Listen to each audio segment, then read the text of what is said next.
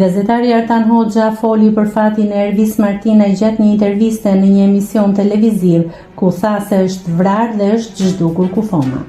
Ai theksoi se ata që e kanë zhdukur janë struktura më e madhe kriminale në vend. Nuk merre me spekulime.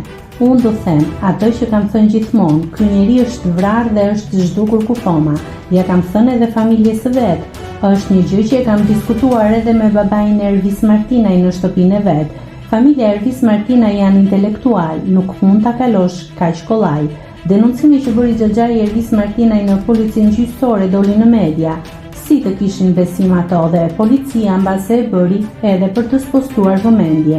Ata që kanë zhdukur Ervis Martinaj sot janë struktura më e madhe kriminale në vend. Kanë pasur koordinator Ergys Agasin.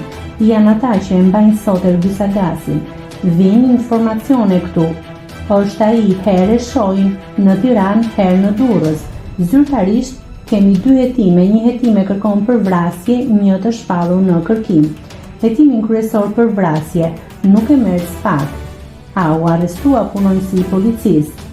Të gjithë ata që flasin sot kanë qenë në burg, se kush i ka liruar t'i gjejnë.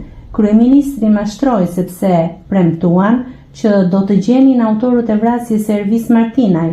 Çfarë versioni zyrtar ke si policia e shtetit? Përse duhet të futej kryeministri në këtë histori? Hetimin e drejton prokurori, jo polici.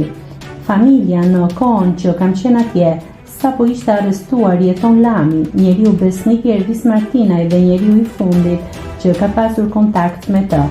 Ky njeriu u dorëzua te drejtori i përgjithshëm dhe çfarë foli me të nuk e dim. Dhe drejtori i përgjithshëm mori pasoja, u shkarkua. Dhe babai i Ervis Martinaj ka thënë ne presim që ky person të na thotë diçka. Të gjitha vrasjet janë zinxhir, tha ai. Nëse klikoni mbi butonin subscribe, do t'ju shfaqen të gjitha publikimet tona. Ju ftoj t'i bëni subscribe kanalit, të pëlqeni videot dhe të lini komentin tuaj.